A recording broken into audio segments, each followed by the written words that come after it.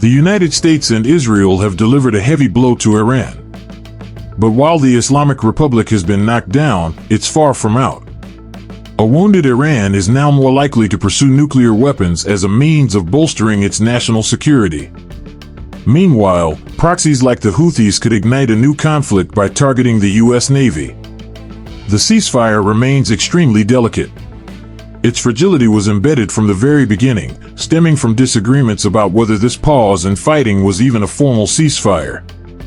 Iran has rejected the label of a ceasefire, despite agreeing to halt hostilities. Since the start of Israel's offensive, Iran has maintained that it would cease retaliation only if Israel ends its strikes. In Tehran's view, that's exactly what Iran is doing in response to former President Trump and Israeli Prime Minister Benjamin Netanyahu referring to the pause as a ceasefire. As Iran has always made clear, it was Israel that initiated war, not Iran. At this point, however, assuming that the Israeli regime ends its unlawful aggression against our people, we do not intend to continue our response, said Arachi. Still, just minutes after the hostilities were paused, an Iranian missile was fired at Israel, and in return, Israel destroyed a radar installation in northern Iran, highlighting how brittle the ceasefire truly is. Pressed by Trump to exercise restraint, Netanyahu briefly held back as Israeli fighter jets turned toward other Iranian targets.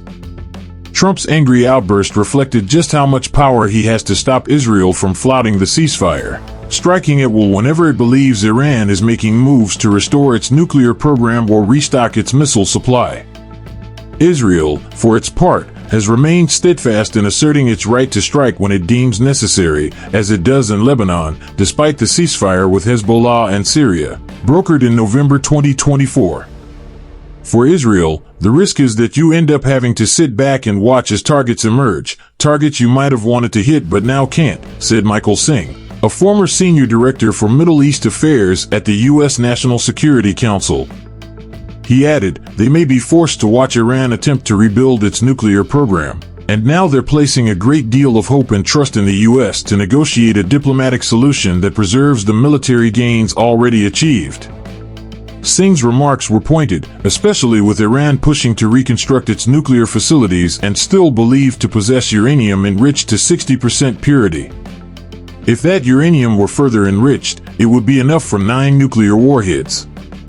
Though the U.S. and Israeli assaults inflicted serious damage on Iran's nuclear infrastructure, the extent of that damage and the current location of the enriched uranium remains unclear. What's also uncertain is whether these strikes significantly affected Iran's enrichment capabilities or whether Tehran even intends to further enrich the 410 kilograms of uranium it holds. Iran has consistently denied seeking nuclear weapons. An initial assessment by the U.S. Defense Intelligence Agency, which the White House later dismissed as flat-out wrong, claimed that American strikes on 3 of Iran's nuclear facilities, core to its program, likely only delayed progress by a few months. Still, Iran isn't out of the game yet.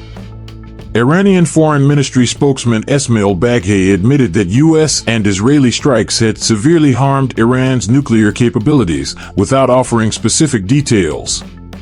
Meanwhile, more and more Iranian voices argue that the strikes, paired with the apparent breakdown of Iran's forward defense strategy, dependent on proxies in Lebanon, Palestine, and Syria under former President Bashar al-Assad, make nuclear weapons Tehran's best bet at regaining deterrence.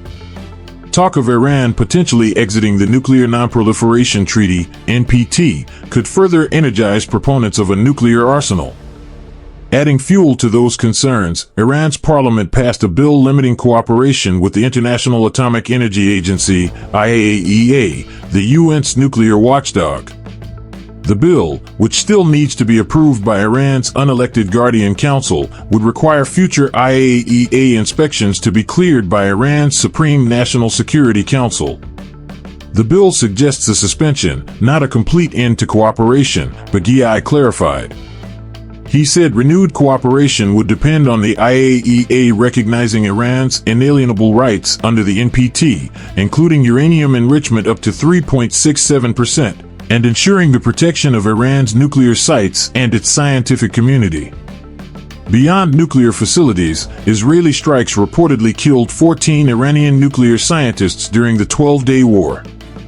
Tehran is likely to harbor deep resentment over these killings. The sustainability of the ceasefire is further threatened by the fact that Iran's axis of resistance, while damaged, has not been eliminated. A senior political figure within Yemen's Houthi movement said they were not bound by the ceasefire between Iran and Israel, declaring that their attacks would continue until the aggression against Gaza ends and the blockade is lifted. These Houthi strikes, potentially targeting the U.S. Navy or disrupting global shipping in Gulf waters, could unravel the already fragile truce. Equally uncertain is the extent to which Israel managed to reduce Iran's ballistic missile stockpile or prevent its replenishment. Even so, Iranian missile salvos exposed vulnerabilities in Israel's air defense, inflicting serious damage when they slipped through its layered anti-missile system. On top of nuclear targets, Israel struck multiple non-nuclear sites in Iran, including police stations, cyber police units, the Basij militia, state TV headquarters, the Red Crescent Society, the gates of Evin prison, parts of Tehran's power grid, and a natural gas processing plant and refinery in Bushehr province. These attacks demonstrated Israel's capacity to strike verge